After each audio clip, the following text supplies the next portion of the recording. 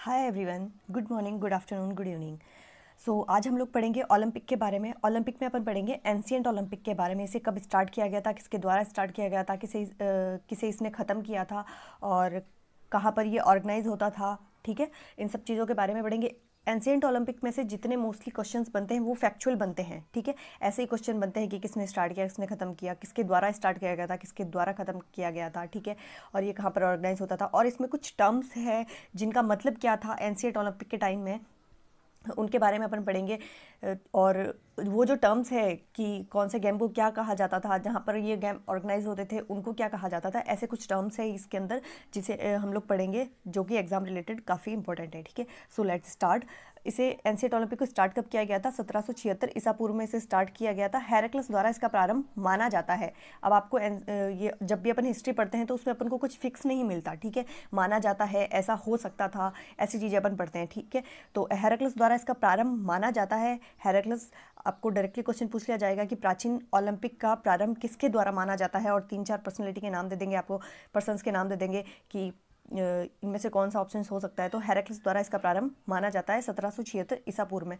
यह यूनान में प्रचलित था, जिसे कि वर्तमान में ग्रीस कहा जाता है। ठीक है, यह प्रतियोगिता यूनान के एलिस राज्य में ओलंपिया में भगवान जूस के सम्मान में आयोजित की जाती थी।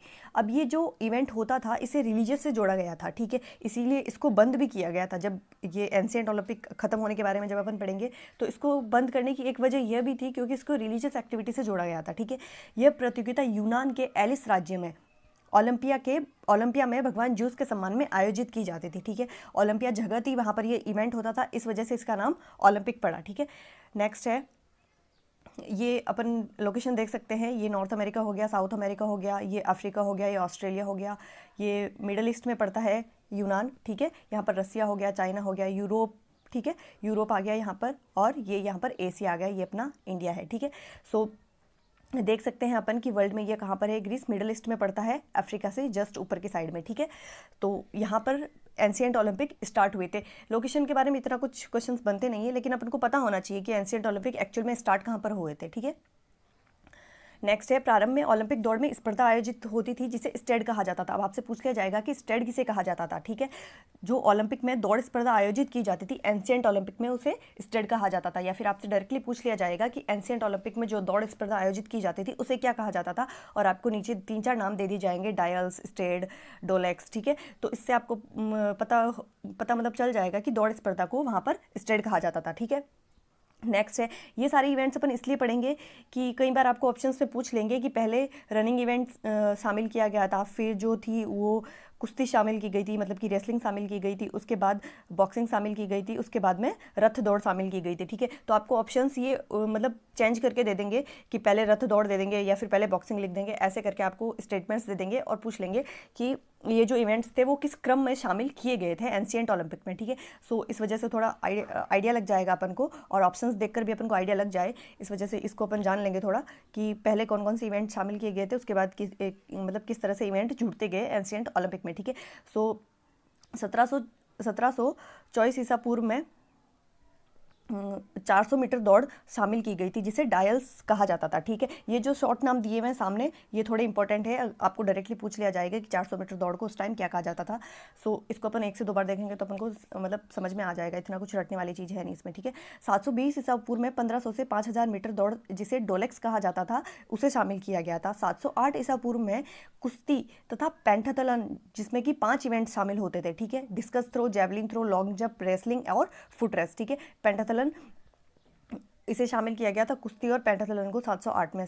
688 ईसा पूर्व में इसको मुक्केबाजी को शामिल किया गया था, और 680 में रथ दौड़ को शामिल किया गया था। ठीक है, तो ये मतलब ईयर्स इतने इंपॉर्टेंट नहीं है, लेकिन क्रम इंपॉर्टेंट है, और कौन से गेम को क्या कहा गया था ये इंपॉर्टेंट है। ठीक है, 400 मीटर दौड़ को डायल्स कहा गया था, 1500 से 5000 मीटर की दौड़ को डोलेक्स कहा गया था, कुश्ती और पेंटाथलन को शामिल किया गया था दौड़ के बाद में, और इसके बाद में मुक्केबाजी, और उसके बाद में रथ दौड़ को शामिल किया गया था। ठीक है, नेक्स्ट पढ़ते हैं। 2 ओलंपिक खेलों के बीच 4 वर्ष का अंतराल रहता था, जैसा कि अभी भी रहता है। 2 ओलंपिक खेलों के बीच 4 वर्ष का अंतराल। वैसे अगर अपन ओवरऑल देखें तो अभी क्या हो गया है कि 2 साल का 2 ईयर का गैप पड़ जाता है विंटर ओलंपिक समर ओलंपिक के बीच में। ठीक है, बाकी समर टू समर अगर लेके चले तो 4 साल का गैप पड़ता है, और विंटर टू विंटर लेके चले तो 4 साल का गैप पड़ता है। ठीक है, दो ओलंपिक खेलों के मध्य की अवधि को ओलंपियाड कहा जाता है। ये बहुत इंपॉर्टेंट है, बहुत बार पूछा गया है। दो ओलंपिक खेलों के मध्य की अवधि को एंशिएंट ओलंपिक में क्या कहा जाता था, ठीक है।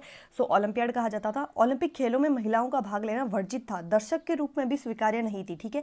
दर्शक के रूप में भी महिलाएं नहीं जा सकती थी। स्टेटमेंट में आपको दे दिया जाएगा क्या कि मतलब ये तो सबको सभी को पता रहता है कि एंशिएंट ओलंपिक में महिलाओं को भाग लेना वर्जित था, लेकिन एक स्टेटमेंट में ये दे दिया जाएगा क्या दर्शक के रूप में स्वीकार्यता थी, तो इसमें भी मनाही है, दर्शक के रूप में स्वीकार्यता नहीं थी, ठीक है।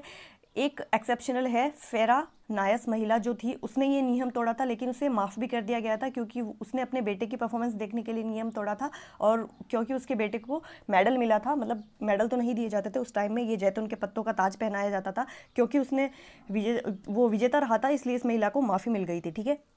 उसने ये नियम तोड़ के ओलंपिक में एंट्री लिया था। इसका नाम भी मेंशन किया गया यहाँ पे, फेरानाइस नाम की महिला थी जिसने ये नियम तोड़ा था, ठीक है। अब आपसे पूछ लिया जाएगा कि एंशिएंट ओलंपिक में विजेता खिलाड़ियों को पुरस्कार में क्या दिया जाता था, ठीक है। जैतून के पत्तों का ताज पहनाया जाता था उन्हें, यह भी इंपॉर्टेंट है, ये बहुत बार पूछा गया है, ठीक है। नेक्स्ट पढ़ते हैं। ओलंपिक खेलों के निर्णायकों को हेल्नो डिकाई कहा जाता था, ठीक है। अब ये दो इंपॉर्टेंट चीज़ है, निर्णायकों को और उद्घोषकों को क्या कहा जाता था।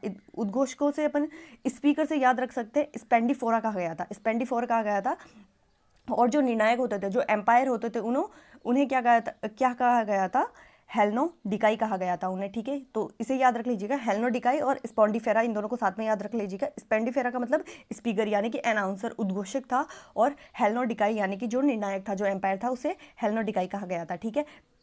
ये दो माइनर वर्ड है, इन्हें भी याद रख लीजिएगा कि पिंडार जो कि कवि था और फिडियास जो कि मूर्तिकार था, ये लोग क्या करते थे, विजेता जो खिलाड़ी होते थे उनके सम्मान में अपना अपना काम करते थे। जो फिडियास था वो मूर्ति बनाता था, और जो पिंडार था वो इनके बारे में कविताएं लिखता था, ठीक है। जैसे कि अभी तो प्रेस वगैरह इतना सारा हो गया जिससे कि विजेताओं को सम्मान मिलता है, उस टाइम सम्मान देने का ये तरीका था, उनके ऊपर कविताएं लिखी जाती थी, उनकी मूर्तियाँ बनाई जाती थी, ठीक है। तो आपसे पूछ लिया जाएगा कि पिंडार जो एंशिएंट ओलंपिक में मेंशन है वो किससे क्या था या फिर किससे रिलेटेड था, तो वो एक कवि था, और फिडियास जो था वो एक मूर्तिकार था। तो ये लोग क्या करते थे, विजेता खिलाड़ियों के सम्मान में अपना अपना काम करते थे, एक कविता लिखता था, एक उसकी मूर्ति बनाता था, ठीक है। और हेल्नो डिकाई निर्णायक होते थे, एम्पायर होते थे, और उद्घोषक यानी कि अनाउंसमेंट स्पीकर जो थे वो स्पेंडिफोर होते थे। स्पीकर से याद रख लीजिएगा, स्पेंडिफोर होते थे, ठीक है। नेक्स्ट पढ़ते हैं। ये कुछ टर्म्स है जिनके बारे में काफ़ी क्वेश्चंस बनते हैं, ठीक है। हिपोडर्म लास्ट डीएसएसबी में पूछा गया था, और ड्रोमोस भी पूछा गया है, ठीक है। तो अपन ये पढ़ लेते हैं। पैलेस्ट्रा जो कि कुश्ती का स्थान होता था, पैलेस्ट्रा को कुश्ती का स्थान, और हिमेंटस आईमेंट ये बॉक्सिंग ग्लव्स को कहा जाता था, हिपोडर्म घुड़दौड़ के मैदान को कहा जाता था, और पेंटाथलन यानी कि 5 स्पर्धाएं जो होती थी, discus throw, javelin throw, long jump, wrestling और फुट रेस, ठीक है। और ड्रोमोस का मतलब होता था दौड़ने का स्थान। तो इसे एक बार फिर रिवाइज कर लेते हैं ताकि थोड़ा अपन को आइडिया लग जाए, अपन को याद रह जाए, ठीक है। पैलेस्ट्रा यानी कि कुश्ती का स्थान, हिमेंटस आईमेंट यानी कि बॉक्सिंग ग्लव, हिपोडर्म यानी कि घुड़दौड़ का मैदान, पेंटाथलन यानी कि 5 स्पर्धाएं, ड्रोमोस यानी कि दौड़ने का जो स्थान होता था, ठीक है। नेक्स्ट पढ़ते हैं। ये बहुत इंपॉर्टेंट है, ये दो चीज़ें जिनमें मतलब मोस्टली कंफ्यूजन रहता है कि एथलॉन और एथलॉज, ठीक है। एथलॉन का मतलब होता था पुरस्कार, ठीक है, और एथलॉज का मतलब होता था प्रतियोगी, जो वहाँ पर कंटेस्टेंट है, जो वहाँ पर भाग ले रहे हैं, प्रतिभागी है, ठीक है। एथलॉज का मतलब होता था प्रतियोगिता जो कि चल रही है वो प्रतियोगिता। एथलॉस का मतलब प्रतियोगिता था, एथलॉन का मतलब था कि पुरस्कार, ठीक है, और एथलीट जो कि पुरस्कार हेतु प्रतिभागी होते थे, ठीक है। सो इन तीनों में अब कंफ्यूजन नहीं है, इन तीनों के बारे में क्लियर कर लेते हैं फिर से। एथलीट जो कि प्रतिभागी होते थे, एथलॉन यानी कि जो पुरस्कार मिलता था उन्हें, और एथलोज जो कि प्रतियोगिता चलती थी वहाँ पर, ठीक है। ये कुछ एंशिएंट मतलब ऐसी कुछ पेंटिंग्स मिली है ओलंपिक रिलेटेड, ठीक है। आगे बढ़ते हैं। 394 में यूनान पर रोम का अधिकार होते ही प्राचीन ओलंपिक खेलों में थियोडोसियस नाम का जो राजा था उसने इन एंशिएंट ओलंपिक्स को ख़त्म कर दिया था, ठीक है। ये एंशिएंट ओलंपिक के बारे में सारे इंपॉर्टेंट फैक्ट्स थे जिनके ऊपर मोस्टली क्वेश्चंस बनते हैं, ठीक है। तो ये जो था थियोडीसियस, इसने ये क्यों समाप्त किया था, क्योंकि अपन ने पढ़ा था कि जो भगवान जूस थे उनके सम्मान में यूनान के लोग, ये मतलब जो ग्रीस के लोग थे, यूनान के लोग, भगवान जूस के सम्मान में ये मतलब प्रतियोगिता आयोजित करते थे। और थियोडीसियस जो था वो कौन था, क्रिश्चियन था। तो ये इसने क्या किया था, जो क्रिश्चियनिटी थोपने के लिए यह फेस्टिवल को बंद कर दिया था। इसे मतलब एक फेस्टिवल की तरह मनाया जाता था, ओलंपिक गेम्स जो वो लोग करवाते थे ओलंपियाड में, ठीक है। तो स्टार्ट किसने किया था? हेराक्लस नाम का जो राजा था उसने स्टार्ट किया था, और थियोडीसियस नाम के राजा ने इसे ख़त्म किया था। स्टार्ट कब हुआ था? ये 776 ईसा पूर्व में ये स्टार्ट हुआ था, और 394 ईस्वी में ये ख़त्म कर दिया गया था। ईसा पूर्व और ईस्वी के बारे में ध्यान रखिएगा। ईसा पूर्व जो कि 100 से पहले, जो कि उल्टी क्रम चलती हुई आती है, वो है ईसा पूर्व, और 1 2 3 4 ऐसे चलता हुआ जो आ रहा है वो है ईस्वी। ठीक है, तो एक टाइमलाइन डिवाइडेड है हिस्ट्री पढ़ने के लिए कि ये इस टाइमलाइन से पहले की चीज़ें हैं, ये इस टाइमलाइन से बाद की चीज़ें हैं। ठीक है, तो 776 ईसा पूर्व में ये स्टार्ट हुआ था, और 394 ईस्वी में इसे ख़त्म कर दिया गया था थियोडीसियस नाम के राजा द्वारा, और हेराक्लस ने इसे स्टार्ट किया था 776 ईसा पूर्व में। ठीक है, सो इसकी स्टार्टिंग और एंडिंग ये यही ज़्यादा इंपॉर्टेंट है, इसी के ऊपर ज़्यादा क्वेश्चंस बनते हैं।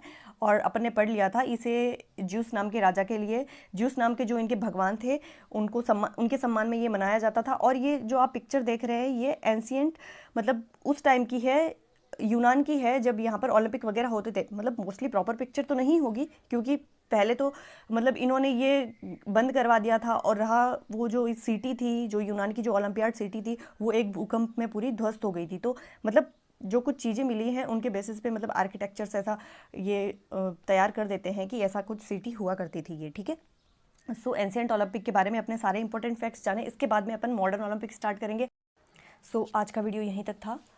मिलते हैं किसी नए टॉपिक के साथ में। नए टॉपिक के साथ में तो क्या, ओलंपिक पढ़ रहे हैं अपन, नेक्स्ट टॉपिक पढ़ेंगे मॉडर्न ओलंपिक। ठीक है, तब तक के लिए अपना ख्याल रखिए, अपने आसपास वालों का ख्याल रखिए, खुद भी खुश रहिए, दूसरों को भी खुश रखिए।